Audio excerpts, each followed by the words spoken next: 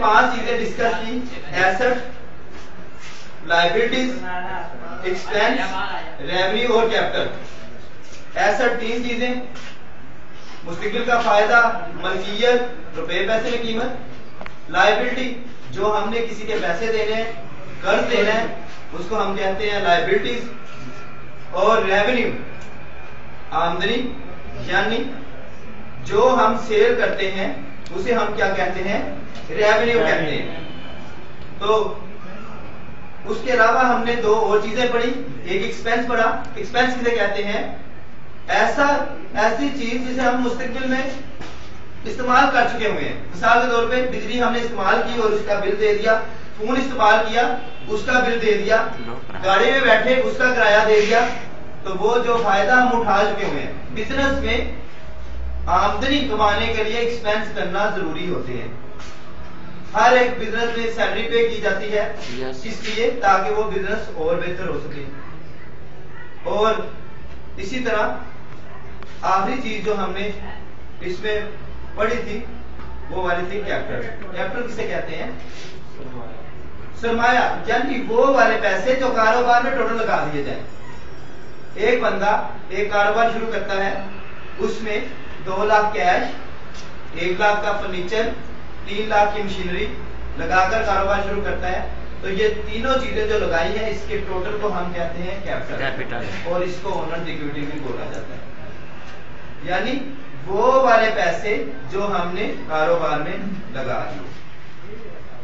यहाँ पे चंद मसाले मैं दूंगा आपको एसेट्स की, एक्सपेंस की। एसेट जो बिजनेस में होते हैं वो कौन कौन से होते हैं, कैश यानी जो होते ही रुपए पैसे, आप उसके मालिक होते हैं, वो होता है। बैंक में पैसे हैं तो उसे बोला जाता है कैश एट बैंक, वो भी एसेट होता है। आपने किसी से पैसे लेने हैं, चीजें बेची हैं, माल बेचा, उसके पैसे लेने हैं, उसे हम कहते हैं अकाउंट रिसीवेबल, वो भी एसेट होता है। और उसका दूसरा नाम होता है डेटर्स। इसी तरह अगर आपके पास कोई स्टॉक पड़ा हुआ है, स्टॉक अकाउंटिंग में बोला जाता है ऐसी चीज के लिए जो आपने चीजें खरीदी थी बेचने के लिए, बिकी नहीं है, आपके पास अभी भी पड़ी हुई है, उसको हम कहते हैं स्टॉक। तो स्टॉक भी जो है वो वाला हमारा करंट एसेट होता है, वो भी एसेट में आता है। उसके अलावा फर्नीचर है, गाड़ी है, बिल्डिंग है, जमीन है, प्लाट है, जो कुछ बिजनेस के पास ये वाली चीजें हैं, ये सारी एसेट कहलाती है, क्योंकि ये वो तीनों शराइत पूरी करे। अगर आपके पास बिल्डिंग है, you are owner of such building, you can get future benefit from it and it has value in money. ये रुपए पैसे में कोई कीमत भी रखता है। ये तीनों शराइत की पूरी, चाहे वो गाड़ी हो, चाहे बिल्डिंग हो, जब आप उसके मालिक हैं तो वो तीनों शराइत ये पूरी करती है। एक्सपेंस की मिसालें, आपने सैलरी पे की है, एक माह एक मुलाजिम को रखा, उससे काम करवाया, उसको सैलरी पे की और उससे आप फायदा ले चुके हैं, आप मजीद फायदा नहीं मिलेगा। बिल्डिंग में आप रेंट पे रह रहे हैं, जिस महीने रहे उसका किराया अदा कर दिया, अगले माह रहना तो दोबारा से रेंट देना पड़ेगा, इसलिए उसका भी फायदा उठा चुके हैं, वो भी एक्सपेंस है। इस तरह प्रिंटिंग एंड स्टेशनरी जो इस्तेमाल होती है वो भी एक्सपेंस होती है। और उसमें किराया दे रहे हैं किसी मुलाजिम को, मिसाल के तौर पे आपने चीजें मंगवानी है, उसको भेजा है, बाजार से चीजें लेने, उसको किराया वगैरह दिया है, वो भी आपके एक्सपेंस है। तो ये सारी मिसालें थी एक्सपेंसेस की। लायबिलिटी जो होती है, जो हमने किसी के पैसे देने, इसमें पहले आ जाता है बैंक ओवरड्राफ्ट। बैंक ओवरड्राफ्ट हमें करंट अकाउंट में फैसिलिटी मिलती है। अगर हमारे पैसे बैंक में हैं 1 लाख और हमें 1,02,000 की जरूरत पड़ती है, हम बैंक से रिक्वेस्ट करते हैं और बैंक उसको मान लेता है और हमें 2,000 इजाफी दे देता है। हमारे अकाउंट में थे 1 लाख और हमने पैसे कितने निकलवा लिए, 1,02,000। जब 1,02,000 निकलवाए, जो 2,000 एक्स्ट्रा निकलवाए उसे हम क्या कहते हैं, बैंक ओवरड्राफ्ट। ठीक है, तो ये हमारी लायबिलिटी होती है। हमने 2,000 बैंक के अब पैसे देने हैं क्योंकि हमने उससे कर्ज लिया है। इसी तरह इसमें टर्म बोली जाती है अकाउंट पेएबल या क्रेडिटर। यानी कोई माल खरीदा उसके पैसे देने हैं तो उसे बोला जाता है वो भी लायबिलिटी है। बैंक से लोन लिया वो भी लायबिलिटी है। तो ये थी मिसालें थी लायबिलिटी। अब कुछ अहम टर्म्स जो कि अकाउंटिंग में यूज होती है जिनका हमें पता जरूरी भी होना चाहिए, वो वाली कुछ इस तरह से है। परचेजेस, परचेजेस किसे कहते हैं? वैसे तो इसका लफ्ज़ी मतलब है खरीदना, लेकिन अकाउंटिंग में है खरीदना बेचने के लिए। जिस तरह एक दुकानदार कोई भी चीज खरीदता है, किस लिए? बेचने के लिए। उसने अपने पास बोतलें रखी हुई हैं, दालें रखी हुई हैं, किस लिए खरीदता है? बेचने के लिए। तो उसके लिए अकाउंटिंग में क्या लफ्ज़ बोलते हैं? परचेजेस। और इसी तरह अगर वो चीजें जो उसने खरीदी उसे पसंद नहीं आती वो वापस कर दी जाती है। एक दुकानदार है और उसने कुछ चीजें मंगवाई हैं, वो वाली क्वालिटी की नहीं है, उसे पसंद नहीं है, वो वापस कर देता है।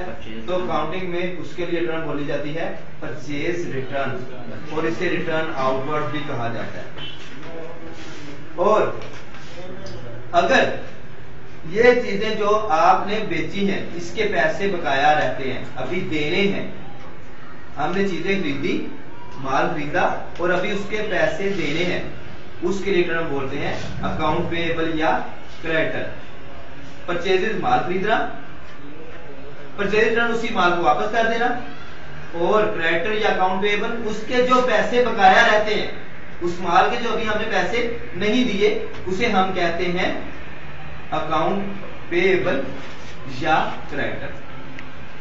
और जब ये माल जो हमने खरीदा था बेचने के लिए उसको बेच दें तो वो चीज कहलाती है सेल्स। सेल्स के लिए लफ्ज़ टर्नओवर भी बोला जाता है।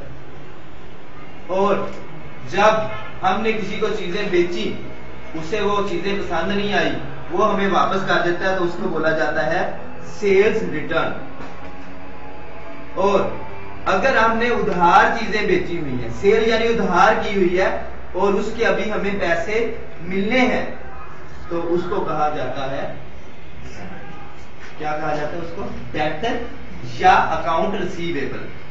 अकाउंट रिसीवेबल लेने वाले पैसे, अकाउंट पेएबल देने वाले पैसे, दोनों एक दूसरे से ऑपोजिट हैं।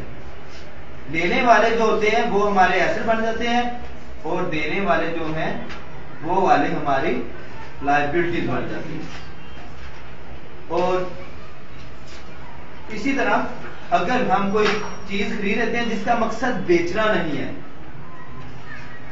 वो वाले हमारे बन जाते हैं फिक्स्ड एसेट। यानी फर्नीचर खरीदा है, मकसद बेचना नहीं है, वो हम अपने पास ही रख लेते हैं, तो वो वाली चीजें हम इस्तेमाल करते हैं, बेचना नहीं मकसद, वो वाले क्या कराते हैं? Fixed asset. यहाँ पे वही दुकानदार वाली मिसाल में जाते हैं कि दुकानदार ने बोतलें वगैरह खरीदी किस लिए? बेचने के लिए। जो उसने फ्रीजर रखा हुआ है जिसमें बोतलें हैं वो बेचने के लिए नहीं, वो उसका क्या कहलाएगा? Fixed asset. बोतलें उसका परचेजेस जब उसने खरीदी, और जब वो नहीं बिकी और उसके पास मौजूद है तो वो चीज क्या बन जाएगी? स्टॉक बन जाएगी। और इसी तरह जो फ्रीजर या कोई चीज उसने खरीदी हुई है और उसका मकसद बेचना नहीं है, अपना ही यूज है, अपने बिजनेस के इस्तेमाल के लिए, तो वो उसकी चीज क्या कहलाएगी? फिक्स्ड एसेट कहलाएगी। तो इसी तरह फिक्स्ड एसेट जो है वो भी हमारा एसेट होता है। एसेट की हमारी दो तीन जो मशहूर टाइप है, उसमें एक करंट एसेट और एक फिक्स्ड एसेट होता है। करंट एसेट वो वाला होता है जो कि एक साल के अंदर अंदर ही कैश में कन्वर्ट हो जाना होता है, और फिक्स्ड एसेट जो है वो वाला कन्वर्ट नहीं होता। ठीक है जी, तो आज का हम यहीं पे क्लोज करते हैं।